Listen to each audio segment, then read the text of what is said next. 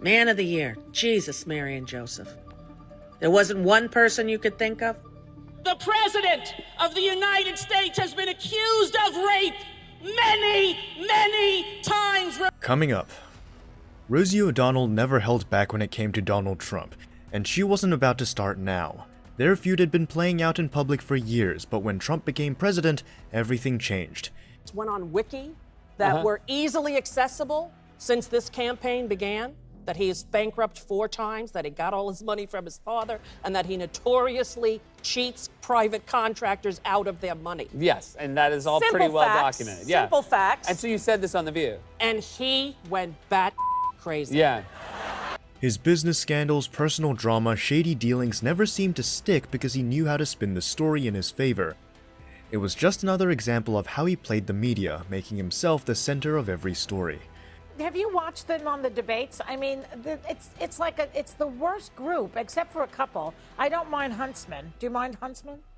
You know, listen, to watching the debates, it's so scary and sad. Like, to me, I can't even believe it. The only thing that I thought happened recently to make the Republican debates even worse than they possibly could have been was the addition of the new moderator.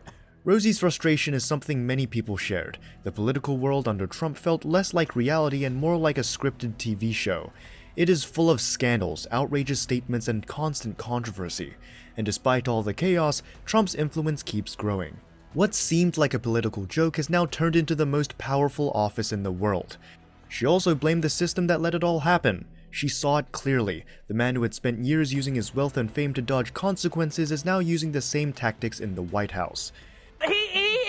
To me, he's the perfect person to moderate the Republican debate, because what he's about and who he is pretty much representative in all of those candidates as well. It's become like the party of comedy, of jokes, of I don't even believe it's real anymore, you know?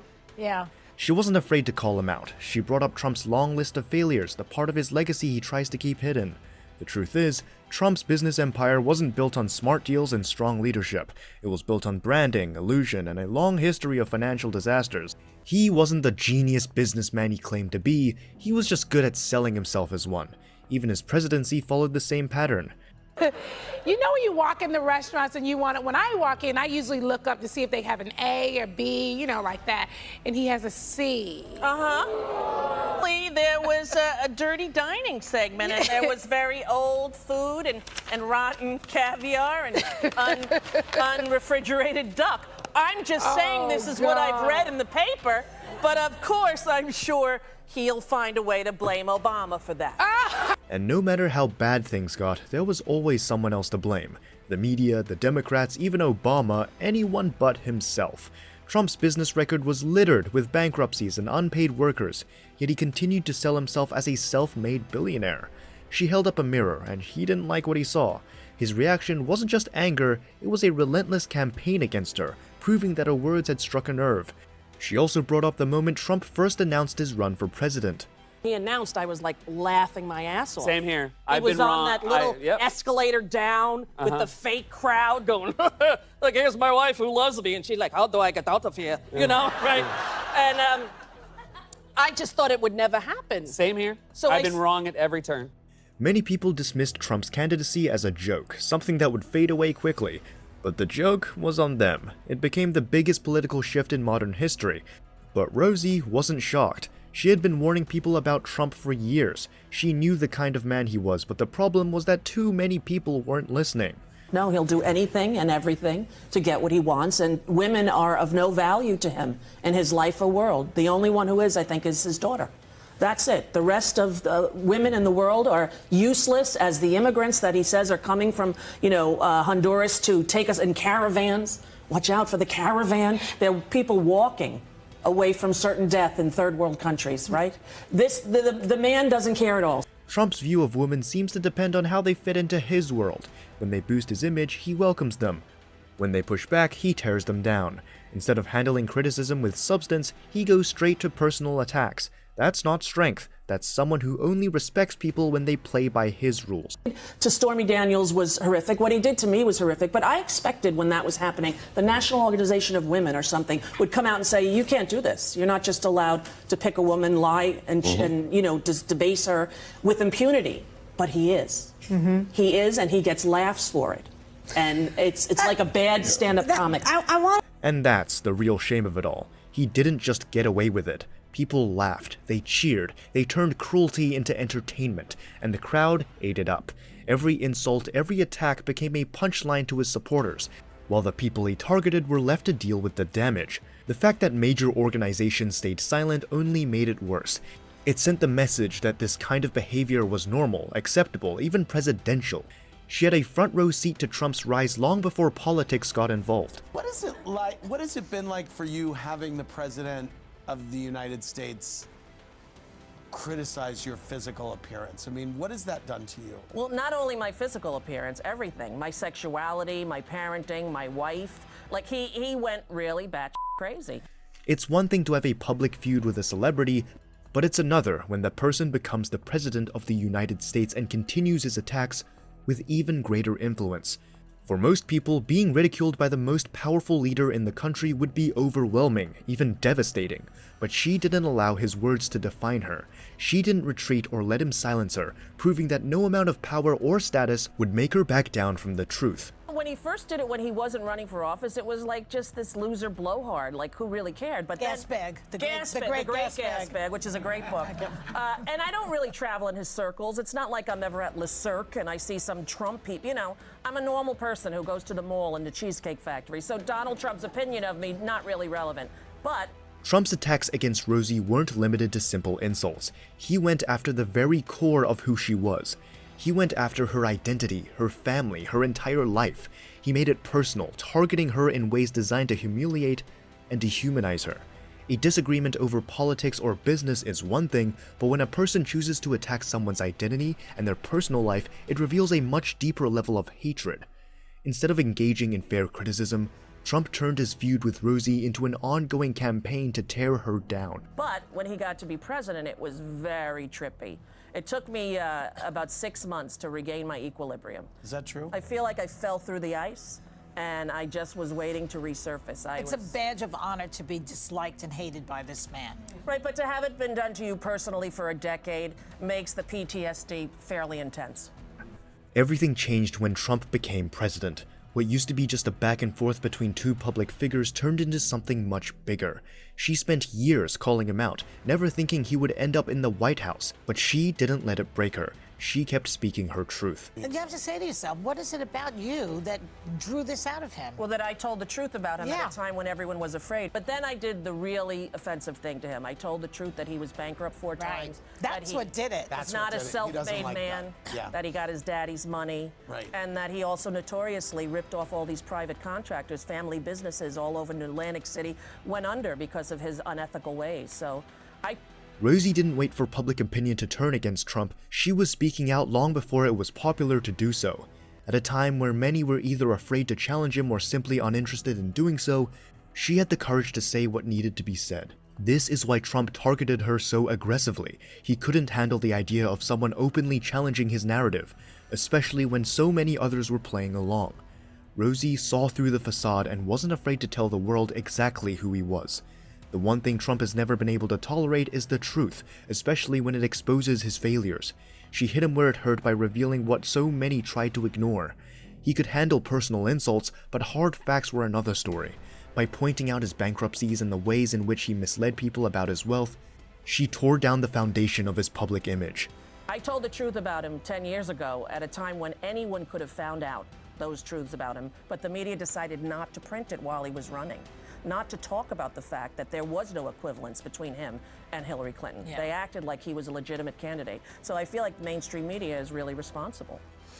The information about Trump's past wasn't hidden, but the media chose to ignore it. They allowed him to build his brand as a successful businessman, despite all the evidence that proved otherwise. Rosie was one of the few who refused to go along with the narrative. She spoke out when it mattered, but the lack of media support meant that her warnings were largely ignored. By the time the truth became undeniable, it was too late. Rosie has never been one to back down, and she made that clear when she spoke at the resistance rally outside the White House in 2017. This is not Russia. To Donald Trump and his pathetic band of white, privileged, criminal businessmen, I would like to say to him, "Niet, sir." She knows the power of words, especially when they're used to distort the truth. She saw how Trump manipulated numbers, exaggerated support, and relied on a media that sometimes let claims go unchallenged.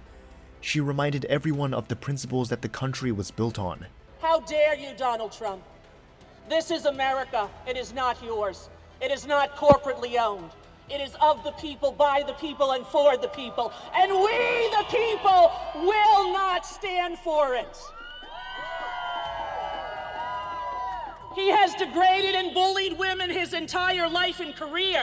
The President of the United States has been accused of rape many, many times. Report that. People in power rely on noise and distraction to cover their tracks, but she wasn't interested in playing along. She called it exactly as she saw it. The truth is the truth, and she refused to let it get buried under the usual political games. I don't know him. I know he's a bully. He's a mean man. He hates women. He's taken away women's rights, and we will not stand for it. I'm here with the ACLU. I'm here with the NAACP. I'm here with Flint, Michigan, and clean water for every American. I am here with you, because we, the people, will get him out. This was a reminder of the real issues that his presidency threatened to overshadow. His presidency is not just about him, it's about everything he stood for. She wanted people to see the bigger picture, to remember that speaking out wasn't just an option, it was a responsibility. History wouldn't just remember the rules he put in place, but also the people who dared to push back. Man of the Year, Jesus, Mary, and Joseph. There wasn't one person you could think of who deserved it more than that lying, rapist, criminal guy. I told the truth about him from the beginning and stood up to the lies that Mark Burnett sold America on The Apprentice. We wouldn't be in this position. Time magazine wasn't the only one adjusting to his presidency. Other networks were toning down their criticisms and trying to find a middle ground. They treated his scandals as if they were minor political disputes. She had seen firsthand how dangerous he could be, how he mocked the vulnerable, empowered extremists, and used power to serve himself. Their feud reached new heights when he personally attacked her on national television. When Trump phoned ABC, threatening to sue the network over her comments, it became clear that he wasn't going to back down. Donald's disgusting. I mean, both inside and out. You take a look at her, she's a slob. She talks like a truck driver. Rosie attacked me personally because I was very happy when her talk show failed. The other thing that failed, and this was a real monster, and everybody was suing her, was her magazine. Her magazine called Rosie was a total disaster. So I loved it. I gloat over it. I think it's wonderful. When someone challenged him, especially a woman, he'd go straight to insults. Rosie was never one to stay quiet, and that made her an easy target. He took every chance to mock her, even bringing up her career struggles like there was some kind of victory for him. He's the worst thing that ever happened to the United States, and his cruelty knows no bounds. And when he is upset and humiliated and embarrassed, he has no control, and he goes apeshit. Can I say that? Yeah, you just did. She had always believed Trump to be a man who could dish out insults but couldn't take criticism himself. But what truly shook her was not Trump's reaction, but the response from Barbara Walters. Nothing but the lowest bar for Donald Trump. And, you know, every single day he just grants my perception of him as correct. Trump had always used his influence to control the narrative, whether by intimidating the media or silencing his critics. She viewed him as a dangerous figure, a man who lacked stability and played on the fears of those who believed his version of success. She couldn't stand the thought of him in the White House for another 4 years, so instead of sticking around to watch how it would go, she packed up and moved to Ireland with her youngest child. Although I was never someone who thought I would move to another country, that's what I decided would be the best for myself and my 12-year-old. And, you know, it is safe for all citizens to have equal rights there in America. That's when we will consider coming back. Trump didn't waste any time taking a jab at her. When asked about her move during a meeting with Irish Prime Minister Michael Martin, he brushed it off with a smug remark, saying Martin was better off not knowing her. Why in the world would you let Rosie O'Donnell move to Ireland? I think she's going to lower your happiness level. That's true. Thank you. I like that question. Do you know you have Rosie O'Donnell? Do you know who she is? Do you know who she is? Yeah. You better off not. You're better off not knowing. Her choice to move to Ireland wasn't just about a change of scenery. It was a statement about how she felt under his leadership. What do you think about Rosie O'Donnell's bold stand against Trump? Let us know in the comments section below.